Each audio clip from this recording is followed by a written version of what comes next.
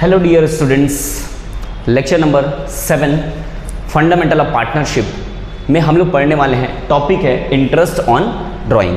अभी तक हमने टोटल लेक्चर 6 कंप्लीट कर चुके हैं और उसमें लगभग सारा चीज़ हमने देखा है कि किन चीज़ों को क्या करते हैं, जैसे पार्टनर कैपिटल अकाउंट कैसे बनाते हैं, एप्रोप्रिएशन अकाउंट कैसे बनाते हैं, न्यूमेरिकल क्वेश्चन कैसे सॉल्व करते हैं, वो सारी चीज़ों को हमने ऊपर से भी देख चुका है। अभी हम डिटेल में देखेंगे कि एक एक आइटम का ट्रीटमेंट क्या होता है, कैसे होता है, उनका जर्नल एंट्री क्या होता है, सॉल्यूशन कैसे होता है, हम लोग कंटिन्यूअसली देखते जाएंगे। ठीक है, चलो सो विदाउट वेस्टिंग टाइम आज स्टार्ट करेंगे calculation of interest on drawing. Drawing क्या होता है, इंटरेस्ट ऑन ड्राइंग क्या होता है, इंटरेस्ट ऑन ड्राइंग कैसे कैलकुलेट किया जाता है, कहाँ पे शो किया जाता है, इन सारी तमाम बातों को न्यूमेरिकल एग्जाम्पल के साथ हम लोग इस लेक्चर में आगे कंप्लीट करेंगे। सो बने रहिए हमारे साथ। चलिए स्टार्ट करते हैं। ठीक है, देखो इंटरेस्ट ऑन ड्राइंग क्या होता है, उससे पहले हम समझते हैं कि ड्राइंग क्या होता है। ये आप लगभग सभी जानते हैं, फिर भी मैं बता देता हूं। मान लो ये ओनर है, he is the owner of firm, या पार्टनर हो गया, और this is the firm, partnership क्या हो गया, फर्म हो गया।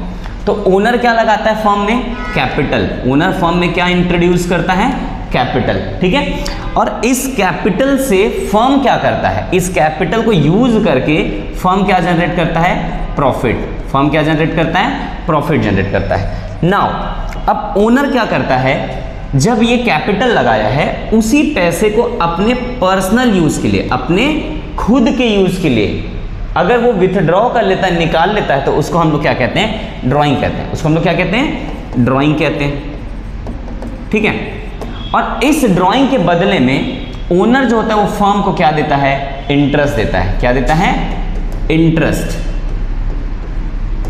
इसी को कहते हैं इंटरेस्ट ऑन ड्राइंग। तो इंटरेस्ट ऑन ड्राइंग कौन पे करता है, ओनर। किसको पे करता है, पार्टनरशिप फर्म को। पार्टनर पे करता है पार्टनरशिप फर्म को। तो क्योंकि पार्टनर पे करता है तो पार्टनर के लिए क्या हो गया, ये एक्सपेंस। पार्टनर के लिए क्या हो गया, ये एक्सपेंस। और फर्म को ये रिसीव हो रहा है, इसके लिए फर्म के लिए क्या हो गया, ये इनकम, और we can consider as a profit. ठीक है, फर्म के लिए क्या हो गया, इनकम हो गया। ठीक है, तो फर्म को मिल रहा है और पार्टनर पे कर रहा है। तो पार्टनर पे कर रहा है मतलब इसके लिए निगेटिव आइटम है, माइनस आइटम है, और फर्म को मिल रहा है इसलिए फर्म के लिए क्या है, ये प्लस आइटम है। ठीक है, फर्म को मिल रहा है इसलिए प्लस आइटम है, और पार्टनर पे कर रहे हैं इसलिए क्या है, माइनस आइटम है।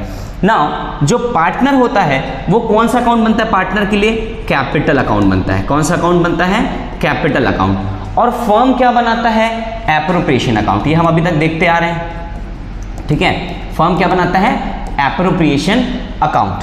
तो पार्टनर कैपिटल अकाउंट में मान लो ये पार्टनर ए है। ठीक है, पार्टनर ए का कैपिटल अकाउंट है सपोज।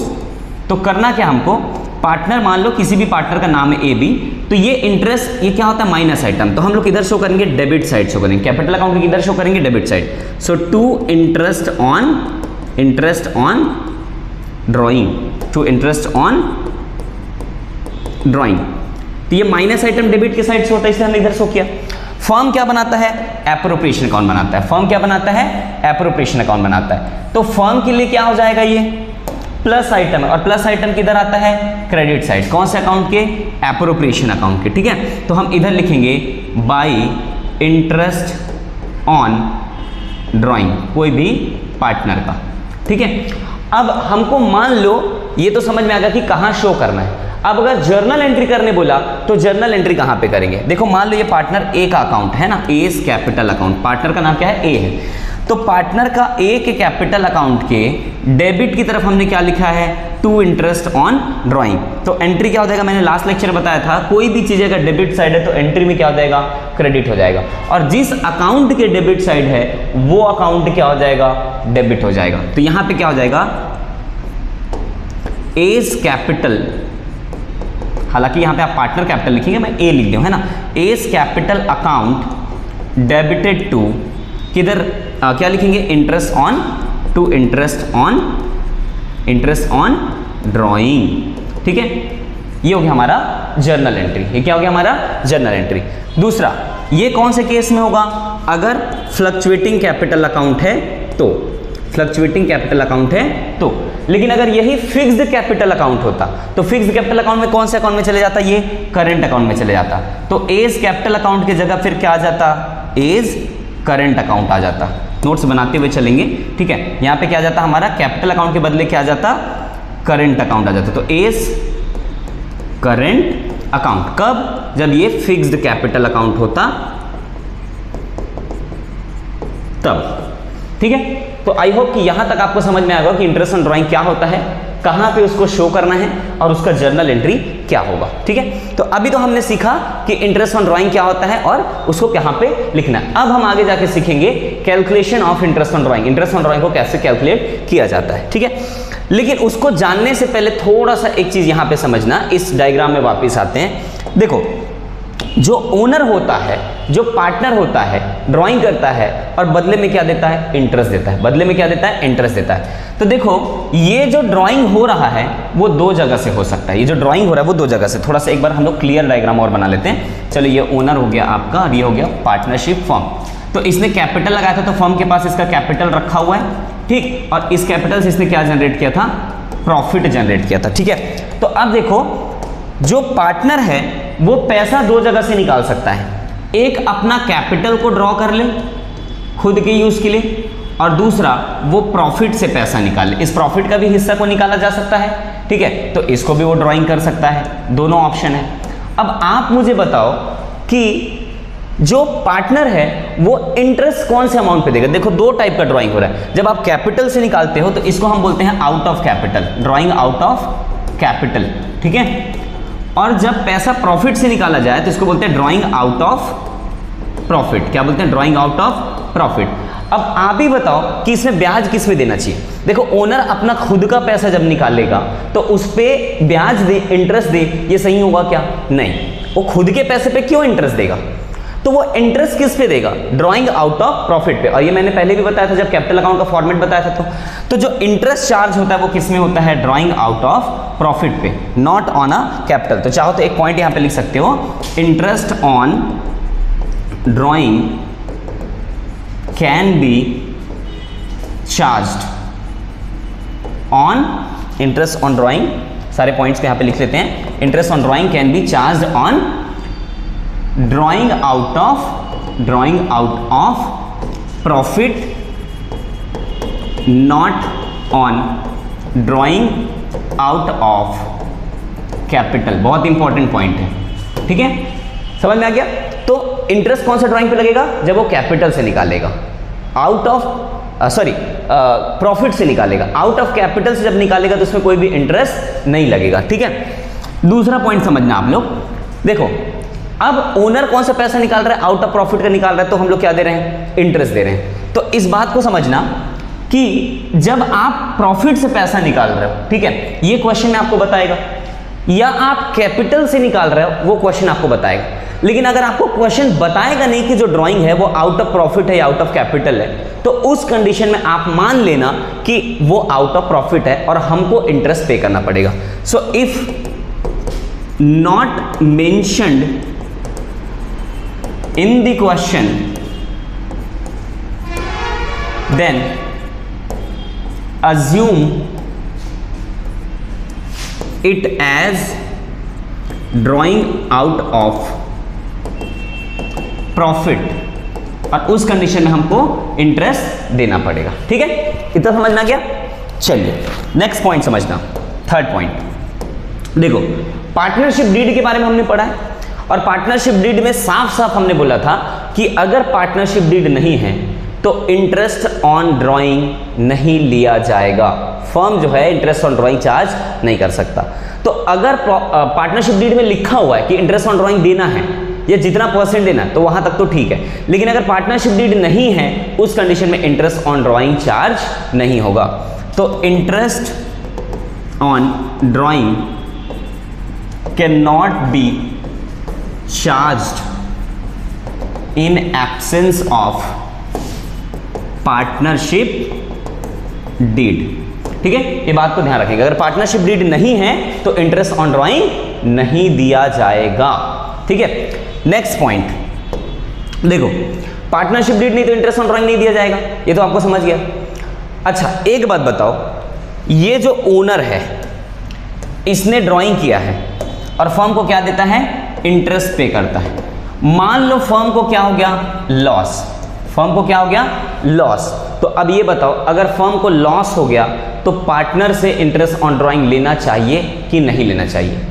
तो इसका आंसर है हाँ, लेना चाहिए। चाहे लॉस हो चाहे प्रॉफिट हो, कुछ भी हो, इंटरेस्ट ऑन ड्राइंग फर्म लेता है, पार्टनर को देता नहीं। देखो, जब फर्म देने की बात करता है तब सोचता है मेरे पास प्रॉफिट है कि नहीं।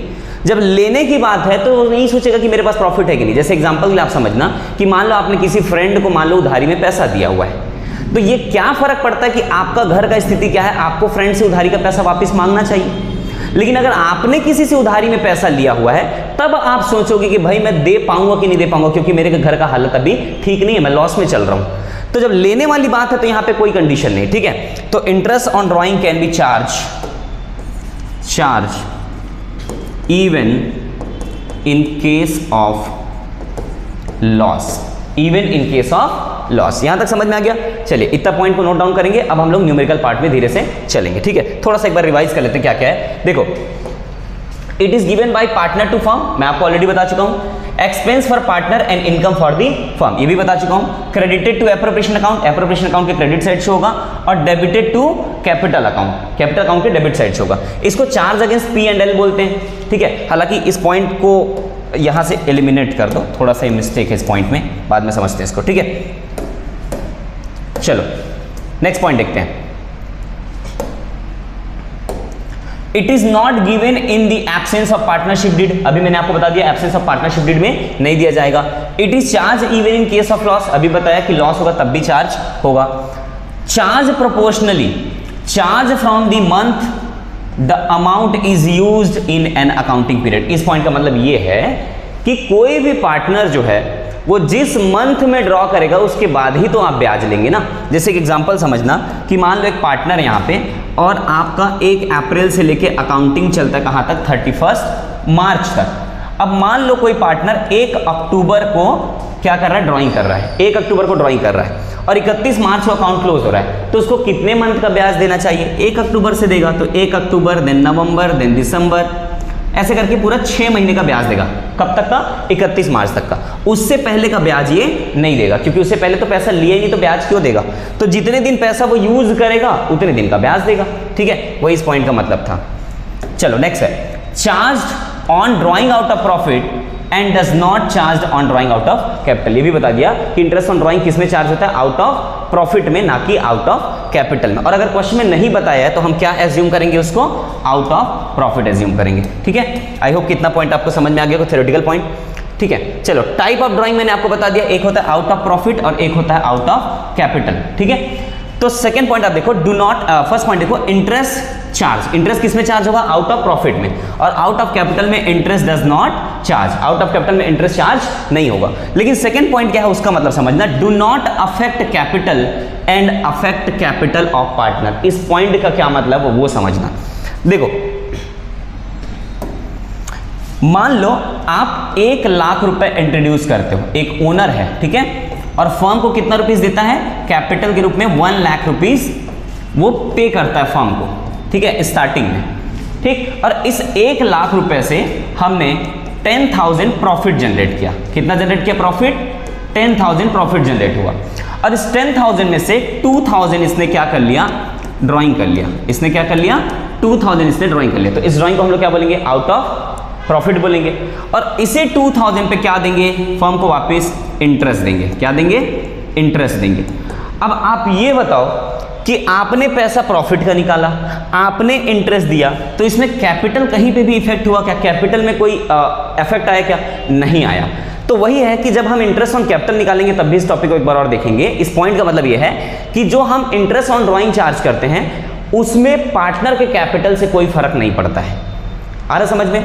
इंटरेस्ट ऑन ड्राइंग का कोई भी इफेक्ट पार्टनर कैपिटल में नहीं पड़ता है अमाउंट के हिसाब से। अब आप ये सोचेंगे सर पैसा भी तो देगा तो वो अपने कैपिटल से ही देगा, तो कहीं ना कहीं वो अपने हिस्से के प्रॉफिट से ही निकाल के देगा, ठीक है। तो इसलिए कह सकते हैं कि यहाँ पे इंटरेस्ट ऑन ड्राइंग का कोई भी इफेक्ट कैपिटल पे नहीं पड़ेगा। कहाँ पे पड़ेगा? आपका आउट ऑफ प्रॉफिट पे पड़ेगा, ठीक है। हालांकि इस टॉपिक को मैं बहुत डिटेल में आपको समझाऊंगा जब मैं आपको बताऊंगा इंटरेस्ट ऑन कैपिटल कैलकुलेट करेंगे, क्योंकि जब इंटरेस्ट ऑन कैपिटल कैलकुलेट करेंगे ना तो वहां पे पार्टनर क्या करेगा, ड्राइंग कर लेगा। तो ड्राइंग कर लेगा तो जो आप कैपिटल पे इंटरेस्ट दोगे साल भर, उसमें कितना अमाउंट पे हमको इंटरेस्ट इंटरेस्ट देना है। तो वहां पे इस टॉपिक को ज्यादा डिटेल में समझेंगे कि अगर आपने प्रॉफिट से पैसा निकाला है तो वहां पे कैपिटल इफेक्ट नहीं हो रहा है, तो आपको इंटरेस्ट ऑन कैपिटल फर्म साल भर के लिए देगा। लेकिन अगर आपने कैपिटल का पैसा निकाल लिया है तो वहां पे फिर आपको इंटरेस्ट नहीं मिलेगा। तो इस पॉइंट का ज्यादा जो मतलब है या ज्यादा इफेक्ट जो है वो इंटरेस्ट ऑन कैपिटल निकालने के वक्त समझेंगे, इंटरेस्ट ऑन ड्राइंग के वक्त बहुत ज्यादा कोई मतलब है नहीं। ठीक है, बस अभी आप इतना समझो कि इंटरेस्ट ऑन ड्राइंग जो होता है वो किस पे दिया जाता है, इंटरेस्ट ऑन ड्राइंग दिया जाता है आउट ऑफ प्रॉफिट पे, not on out of capital. चलिए अब देखते हैं कैलकुलेशन ऑफ ड्राइंग। ठीक है, ड्राइंग का कैलकुलेशन, इंटरेस्ट ऑन ड्राइंग का कैलकुलेशन कैसे किया जाता है। तो आते हैं interest on calculation of interest on drawing. अब इसको मैं दो पार्ट में बांट देता हूं। कितने पार्ट में बांट देता हूं? दो पार्ट में बांट देता हूं। देखो, एक होता है रेगुलर ड्राइंग और एक होता है इरेगुलर ड्राइंग। अब रेगुलर और इरेगुलर तो आप लोग जानते ही हो। रेगुलर का क्या मतलब होता है? लगातार, कंसिस्टेंट। इरेगुलर मतलब लगातार नहीं होता। जैसे एग्जांपल के लिए मान लो आप मेरे से पढ़ाई करते हो, हमारा वीडियो लेक्चर डेली देखते हो, कंटिन्यूअसली देख रहे हो, तो हम क्या बोलेंगे? रेगुलर। अब कई अलाल बच्चे हैं जो कभी कभी देख लिए, मन किया तो कभी किसी और का वीडियो देख लिए, घूमते फिरते पढ़ने से ज़्यादा मतलब नहीं रहता है, तो उन लोगों को हम क्या बोलेंगे? इरेगुलर बोलेंगे। ठीक है, तो वैसे ही इंटरेस्ट ऑन ड्राइंग में देखो, इसका दो कंडीशन है, एक और दो कंडीशन। पहला कंडीशन है कोई भी पार्टनर फिक्स्ड अमाउंट विथड्रॉ करे, फिक्स्ड अमाउंट। और दूसरा टाइम गैप या टाइम इंटरवल जो है वो सेम होना चाहिए, सेम टाइम गैप या फिर सेम टाइम इंटरवल। अब इसको यूं समझो, देखो कोई एक पार्टनर है और फर्म से पैसा विथड्रॉ करता है, तो मान लो फर्स्ट टाइम इसने 5000 निकाला। कितने बार निकाला? पहली बार कितना निकाला? 5000। तो एवरी टाइम जितने बार भी ये विथड्रॉ करेगा, हर बार इसको कितना रुपीस निकालना पड़ेगा? 5000। अगर 5000 से ज़्यादा निकाल लिया या कम निकाल लिया तो फिर ये रेगुलर के कंडीशन में नहीं आएगा। दूसरा, अब देखो ये जो पार्टनर है ये ड्राइंग कर सकता है मान लो मंथली बेसिस में, तो हर महीने इसको ड्राइंग करना है। ठीक है, दूसरा ये मंथली के अलावा क्वार्टरली भी निकाल सकता है। क्वार्टरली मतलब 3-3 महीने के अंतराल में, एक साल में 12 महीना है ना, 1 ईयर कैरीज 12 मंथ। तो 12 मंथ को 4 से डिवाइड कर दो तो 1 क्वार्टर में कितने मंथ आ गए? 3 मंथ। तो अगर ये क्वार्टरली निकालता है तो क्वार्टरली निकालो, और अगर आप 6 मंथली निकालते हो या हाफ ईयरली निकालते हो तो हाफ ईयरली निकालो। 6 मंथली और हाफ ईयरली दोनों अलग अलग है, समझाऊंगा। ठीक है, तो मेरा कहना यह है कि जब कभी भी आप ड्राइंग कर रहे हो, आपका जो टाइम गैप है ड्राइंग करने का वो फिक्स होना चाहिए। अगर आप महीने में निकाल रहे हो तो हर महीने निकालते चलो, अगर आप 3-3 महीने में निकाल रहे हो तो हर 3-3 महीने में निकालते चलो। तो टाइम गैप क्या होना चाहिए? आपका सेम होना चाहिए, ये डिफरेंट नहीं होना चाहिए। अगर ये दो कंडीशन सेटिस्फाइड है तो समझ लो ये क्या है? Regular drawing. जैसे एग्जाम्पल के लिए मान लो ए पार्टनर है, ए विथड्रॉज 2000 पर मंथ। ठीक है, 2000 पर मंथ। हर महीने ये क्या करता है? 2000 निकालता है on first day of every month, first day of every month. अब हर महीने के पहली तारीख को ये कितना रुपए निकाल लेता है? 2000 रुपए। साल भर ऐसा कर रहा है तो ये क्या हो जाएगा? देखो अमाउंट भी फिक्स है और टाइम इंटरवल भी फिक्स है, तो ये क्या हो गया? Regular drawing. इनमें से कोई भी एक कंडीशन सेटिस्फाइड नहीं हुआ या दोनों कंडीशन सेटिस्फाइड नहीं हुआ तो समझ लो वो इरेगुलर ड्राइंग है। आप टाइम गैप तो ठीक है, अमाउंट फिक्स नहीं है, अमाउंट फिक्स है पर टाइम गैप फिक्स नहीं है, या दोनों फिक्स नहीं है, उस कंडीशन में क्या हो जाएगा? वो इरेगुलर ड्राइंग के कैटेगरी में आ जाएगा। ठीक है, समझ में आ गया? चलिए अब हम लोग फिर से देखते हैं आगे रेगुलर ड्राइंग के केस में कैसे इंटरेस्ट ऑन ड्राइंग कैलकुलेट करना है। ठीक है, देखो हमने दो चीजें देखा। पहला देखा कि अमाउंट फिक्स्ड होना चाहिए, फिक्स्ड अमाउंट होना चाहिए, और दूसरा हमने देखा टाइम गैप या टाइम इंटरवल भी क्या होना चाहिए? सेम होना चाहिए, है ना। तो टाइम को मैं 3 पार्ट में बांट देता हूं। देखो पार्टनर जो है वो मंथली भी पैसा निकाल सकता है, वो क्वार्टरली भी पैसा निकाल सकता है, और वो 6 मंथली भी पैसा निकाल सकता है। इसके अलावा और भी कंडीशन होते हैं, 6 मंथली के अलावा हाफ ईयरली होता है, 9 मंथली होता है। ठीक है, लेकिन वो हमारे सिलेबस में नहीं है, 12th के सिलेबस में नहीं है, इसलिए हम लोग ध्यान नहीं दे रहे। ठीक है, तो हमको इन तीनों को ध्यान देना है। देखो तो मंथली निकालेगा तो क्या होगा? एवरी मंथ, तो 1 ईयर कैरीज, 1 ईयर में कितने मंथ हो जाएंगे? 12 मंथ। ठीक है, तो इसको हर मंथ पैसा निकालना पड़ेगा। देखो क्वार्टरली निकालेंगे तो एक साल में कितने क्वार्टर हो जाएंगे, 12 मंथ डिवाइडेड बाई 4, ठीक है। तो 1 क्वार्टर में कितने मंथ हो जाएंगे, 3 मंथ। 1 क्वार्टर में कितने मंथ हो जाएंगे, 3 मंथ। अब अगर इसको बांटा जाए तो ऐसा बांटा जा सकता है, देखो एक एक क्वार्टर में कितने कितने मंथ होंगे, देखो 1 2 3 4, टोटल कितने क्वार्टर होंगे, 4। तो यहाँ पे मान लो अप्रैल से स्टार्ट होता है आपका ईयर, तो अप्रैल मई जून, ठीक है। फिर जुलाई अगस्त सितंबर अक्टूबर नवंबर एंड दिसंबर, फिर जनवरी फरवरी और मार्च। तो देखो ये हो गया आपका क्या बन गया, क्वार्टर। एक साल में 4 क्वार्टर और एक क्वार्टर में कितने मंथ हैं, 3 मंथ, ठीक है। 6 मंथली को अभी आपको समझाता हूं मैं क्या होता है थोड़ी देर के लिए। तो अगर मंथली निकालेगा तो मंथली, क्वार्टरली निकालेगा तो इस तरीके से, ठीक। लेकिन इसमें एक और कंडीशन है, दूसरा देखो, जब अगर मंथली निकालेगा तो उसमें भी 3 कंडीशन है, क्वार्टरली निकालेगा उसमें भी 3 कंडीशन है, ठीक है। वो क्या कंडीशन है उसको समझो। देखो मंथली में भी 3 जगह से निकाल सकते हैं। फर्स्ट डे को निकालें 1 तारीख को, या तो 15 या 14 तारीख को निकालें, और लास्ट में निकालें 30 31 तारीख को, या फरवरी महीने का है तो 28 तारीख को। तो देखो जब आप वेरी फर्स्ट डे को निकालते हैं तो इसको ड्राइंग इन द बिगिनिंग बोलते हैं। क्या बोलते हैं, बिगिनिंग। बीच में निकालते तो क्या बोलेंगे, मिडिल, और लास्ट में निकालेंगे तो क्या बोलेंगे, एंड। तो ड्राइंग मंथली वाइज हो सकता है, और मंथली में भी 3 क्राइटेरिया है। आप हर मंथ के शुरू में निकाल सकते हो, आप हर मंथ के बीच में निकाल सकते हो, 15 तारीख को या 14 तारीख को चल रहा है, या हर मंथ के लास्ट में आप निकाल सकते हो, मतलब 30 तारीख 31 तारीख, 30 तारीख 31 तारीख, और एक्सेप्शनल मंथ होता है फरवरी, उसमें 28 29 तारीख, ठीक है। तो उसको भी मंथ ही काउंट कर लेते हैं। जब मंथ की बात आती है तो हम लोग डेज को काउंट नहीं करते, ठीक है। तो बिगिनिंग में निकाल सकते हैं, मिडिल में निकाल सकते हैं, और एंड में निकाल सकते हैं, ठीक है। सेम क्वार्टर में भी ऐसा हो सकता है। देखो आप अप्रैल को, देखो ये क्या है, फर्स्ट मंथ है, ये क्या है, फर्स्ट मंथ है। तो फर्स्ट मंथ की first day of first month, तो इसको हम क्या बोलेंगे, बिगिनिंग। इसको हम क्या बोलेंगे, बिगिनिंग। मतलब आप अप्रैल की 1 तारीख को निकाल लो, जुलाई की 1 तारीख को निकाल लो, अक्टूबर के 1 तारीख को निकाल लो, जनवरी के 1 तारीख को निकाल लो। तो ये क्या हो गया, first day of first month, first day of first month. मतलब जो हमारा क्वार्टर है उसमें एक क्वार्टर का पहले मंथ का पहले डे में आप निकालते हैं, उसको क्या बोलेंगे, बिगिनिंग बोलेंगे। आप मिडिल मंथ का, ठीक है, मिडिल मंथ का मिडिल या 15 या 14 तारीख को आप ड्राइंग करते हो तो क्या कहलाएगा वो, drawing in middle of every quarter, drawing in the middle of every quarter, ठीक है। तो समझना, जैसे आप मई में, अगस्त में, नवंबर में, फरवरी में आप ड्राइंग करते हो, और इस मंथ के मिडिल में ही ड्राइंग करोगे, मतलब मिडिल मंथ के मिडिल डेट को, तब क्या माना जाएगा, वो मिडिल माना जाएगा। और एंड मंथ के एंड डेट, एंड मंथ के एंड डेट, अगर आप जून सितंबर दिसंबर और मार्च इन मंथ में अगर आप पैसा निकालते हो तो लास्ट मंथ में पैसा निकालोगे, ठीक है।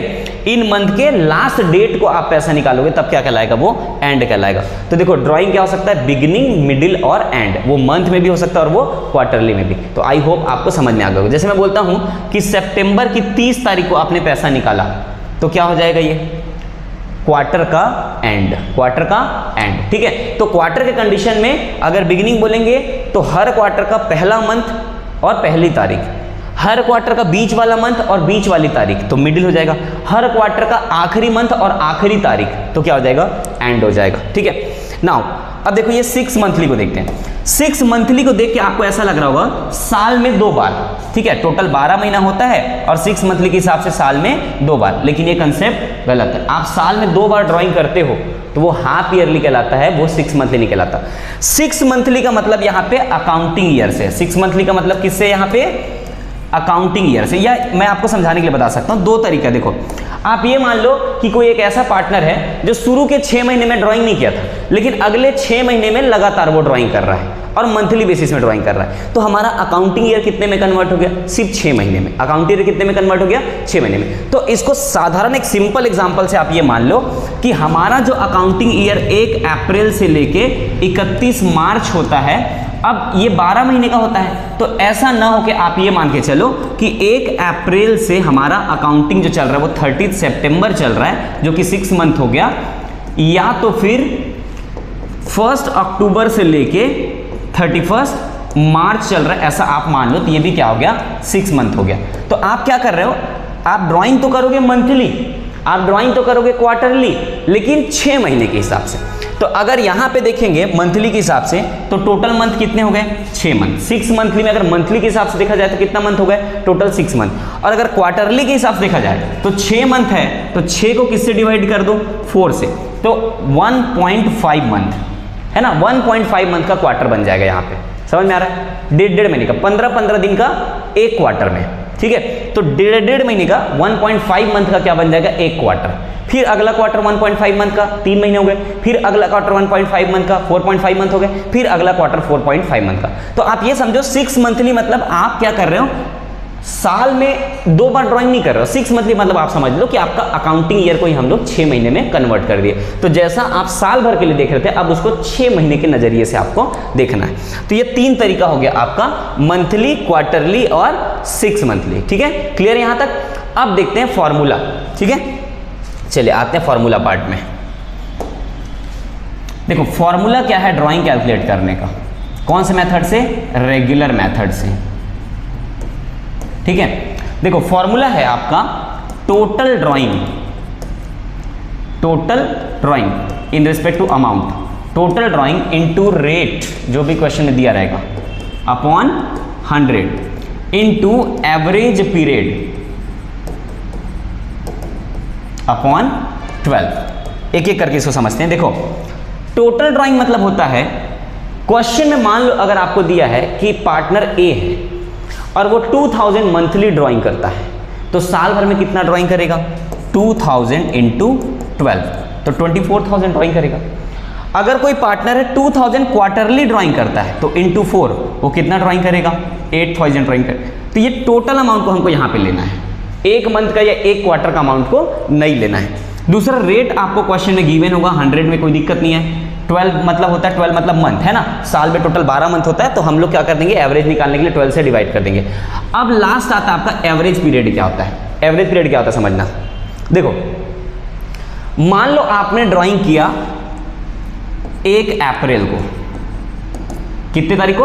1 अप्रैल को, तो कितने मंथ का इंटरेस्ट लगना चाहिए इसमें?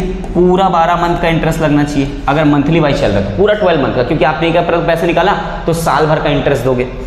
अब लास्ट ड्राइंग करते आप, मान लो आपका लास्ट मंथ होता है मार्च, ठीक है, तो 1 मार्च को आपने पैसा निकाला, तो कितने मंथ का इंटरेस्ट दोगे? 1 मंथ का इंटरेस्ट दोगे। आ रहा मेरी बात समझ में? 1 मंथ का इंटरेस्ट दोगे। तो अगर कायदे से देखा जाए तो आप कितने मंथ का इंटरेस्ट दे रहे हो? टोटल 13 मंथ का, इस अमाउंट पे 1 मंथ का और इस अमाउंट पे 12 मंथ का। तो पूरा हमको क्या करना पड़ा? 13 मंथ का। लेकिन ये जो रेट दिया रहता है वो ईयरली दिया रहता है। जब भी देखना आप रेट दे दिया, जैसे मान लो 10% मैं बोल रहा हूँ पर एनम, तो पर एनम मतलब 12 महीने का इंटरेस्ट है। लेकिन यहाँ पे मैं इंटरेस्ट कितने का कैलकुलेट करूंगा? 13 मंथ का। कितने मंथ का कैलकुलेट करूंगा? 13 मंथ का। तो मैं 13 मंथ का ना करके मैं क्या करूंगा? एवरेज निकालूंगा। मैं क्या करूंगा? एवरेज, जो 12 महीने में क्या हो जाए? कन्वर्ट हो जाए। और एवरेज कैसे निकालते हैं उसका फॉर्मूला क्या है, यहीं से आप देख लो। आपने 1 अप्रैल को ड्राइंग किया, तो पहला ड्राइंग कब किया आपने? 1 अप्रैल को ड्राइंग किया। पहला ड्राइंग कब किया आपने? 1 अप्रैल को। तो कितने महीने बचे? 12 महीने। आखिरी ड्राइंग आपने कब किया? 1 मार्च को। तो कितना महीने बचा?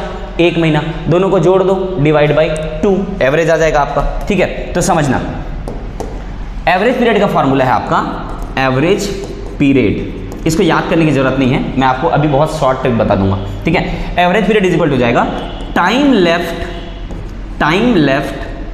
After first drawing. पहला ड्राइंग के बाद कितना समय बचा? Plus time left after last drawing. Last drawing के बाद कितना समय बचा, और दोनों को जोड़ के डिवाइड बाई 2। जैसे अगर यहाँ पे देखोगे तो 13 डिवाइड बाई 2, तो आपका एवरेज कितना आ जाएगा? 6.5 मंथ। एवरेज पीरियड कितना आ जाएगा? 6.5 मंथ। तो इसको बोलते हैं एवरेज पीरियड निकालने का फॉर्मूला। तो ये हो गया हमारा ड्राइंग निकालने का फॉर्मूला। पर समस्या ये है सर, देखो टोटल ड्राइंग निकालने में कोई बड़ी बात नहीं है, हम आराम से निकाल लेंगे। रेट हमको क्वेश्चन में दिया रहेगा 100 और 12 को तो हम जानते हैं। ये एवरेज पीरियड को कितने बार ऐसा निकालेंगे, कितना सोचेंगे? वैसे भी 2-4 नंबर का क्वेश्चन आता है, तो हम क्या करेंगे? बार बार निकालेंगे? नहीं। तो उसके लिए मैं आपको एवरेज पीरियड का एक टेबल बता देता हूं, आप क्या कर लो, उसको याद कर लो, तो आपको इजिली याद हो जाएगा। चलो हम लोग एक टेबल बना लेते हैं, बहुत आसानी से याद हो जाएगा। ठीक है, चलिए हो गया हमारा टेबल।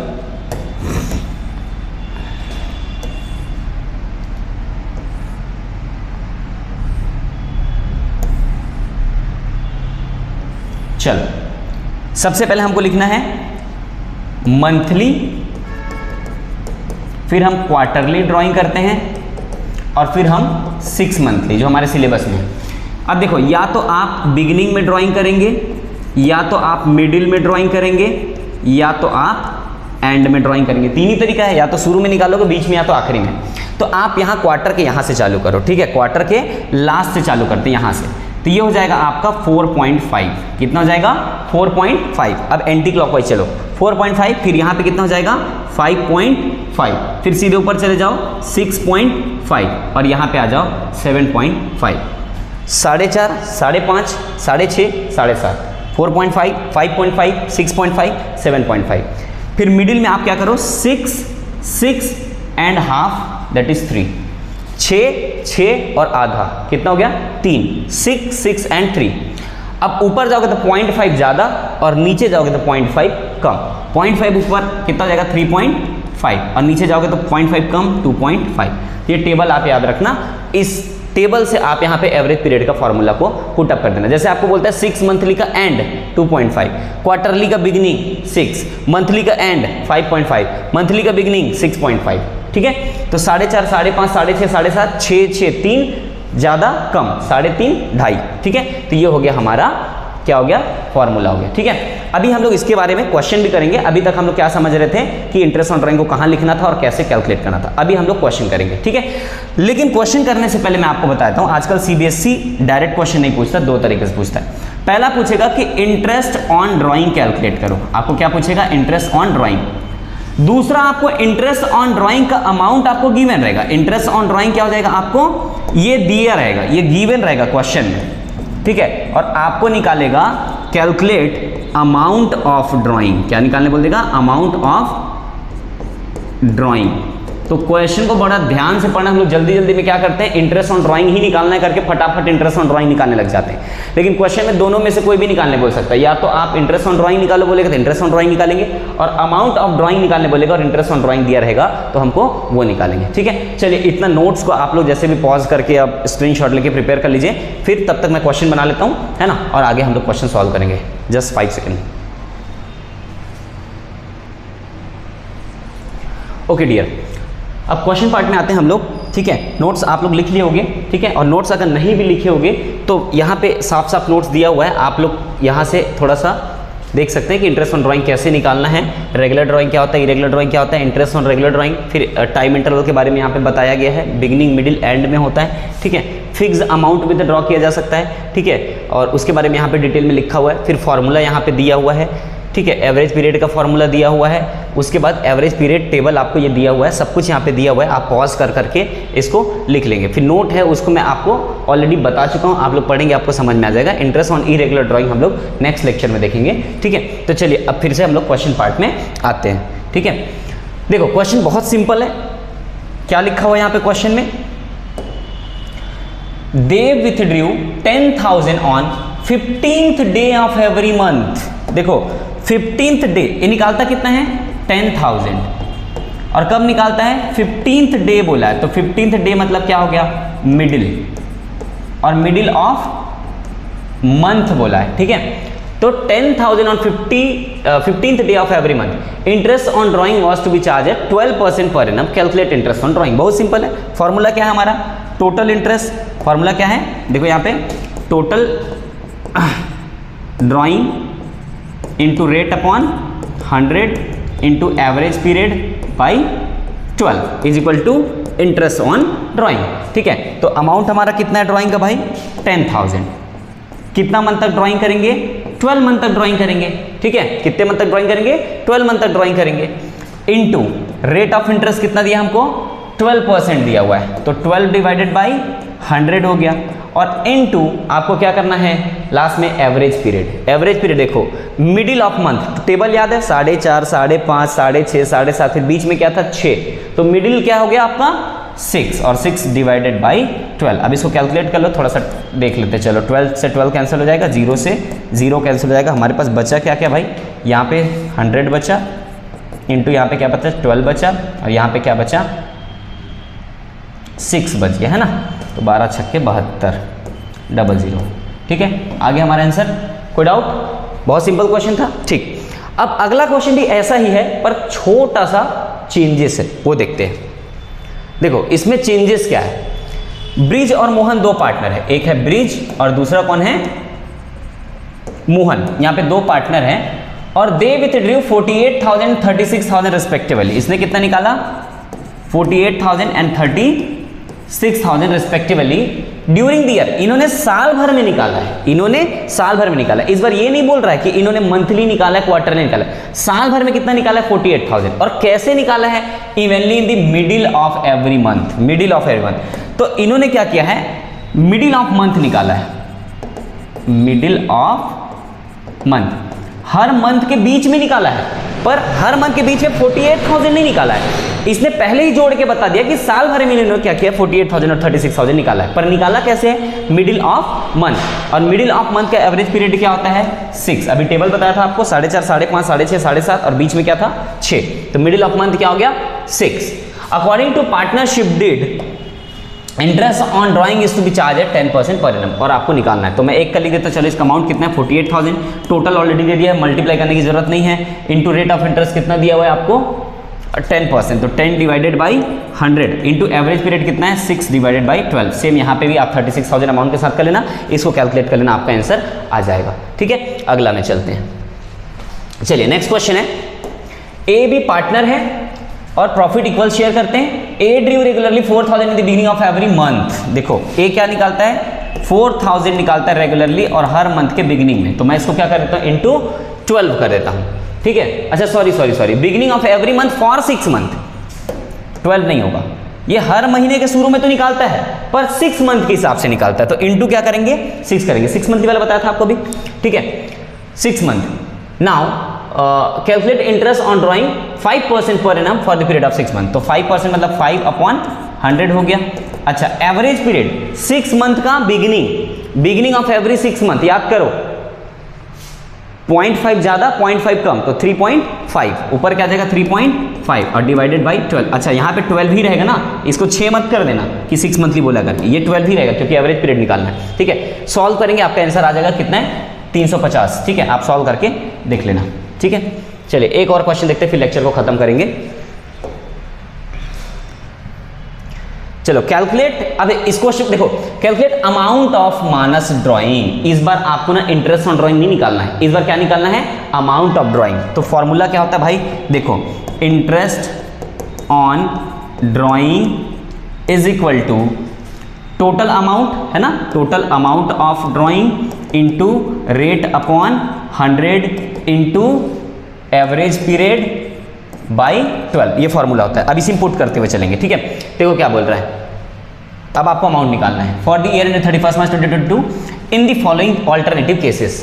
इंटरेस्ट ऑन ड्राइंग कितना है 10%, इंटरेस्ट ऑन ड्राइंग कितना है 10%। मैं पहला केस को बना रहा हूँ, दूसरा और तीसरा आपको बनाना है। ठीक है, तो इंटरेस्ट ऑन ड्राइंग कितना है 10%, तो यहाँ पे मैं लिख देता हूँ 10%, तो 10 डिवाइडेड बाई 100, जो इन्फॉर्मेशन मिलते जा रहा है मैं लिखते जा रहा हूँ। ठीक है, interest on drawing is 1950, interest on drawing कितना है 1950, तो 1950 इधर लिख दो।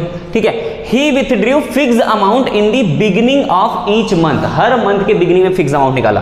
तो मान लो इन्होंने पहला हर मंथ में x अमाउंट निकाला, तो x इंटू मैं क्या करूंगा 12, x इंटू मैं क्या करूंगा 12 करूंगा, तो मेरा साल भर का अमाउंट आ जाएगा इंटू 10% और इंटू एवरेज पीरियड। तो बिगिनिंग ऑफ मंथ का एवरेज पीरियड क्या है भाई 4.5, 5.5, 6.5, याद होगा आपको 6.5 और 6.5 डिवाइडेड बाई 12। ठीक है, अब आपको क्या निकालना है x का वैल्यू निकालना, मंथली ड्राइंग। ठीक है, ये नहीं पूछ रहे हमको amount of minus monthly drawing. देखो यहाँ पे ना ईयरली ड्राइंग नहीं बोल रहा है, ये मंथली ड्राइंग बोल रहा है। अगर ईयरली ड्राइंग बोलता ना तो यहाँ पे मैं जो 12 मल्टीप्लाई किया हूँ, यहाँ पे देखो x इंटू 12 किया हूँ, तो ये ईयरली ड्राइंग है, तो x क्या है मंथली ड्राइंग है। देखो x क्या है आपका मंथली ड्राइंग है, लेकिन अगर ईयरली ड्राइंग निकालने बोलता तो मैं जो भी x का वैल्यू आता है उसको फिर से इंटू 12 कर देता, तो ईयरली ड्राइंग आ जाता। अब आप इसको कैलकुलेट करेंगे आपका आंसर आ जाएगा, बहुत ईजी है। देखो 12 से 12 कैंसिल हो जाएगा, यहाँ पे 10 का 10 कैंसिल हो जाएगा, फिर आपका आ जाएगा 1950 इंटू ये 10 इधर आ जाएगा और डिवाइड बाई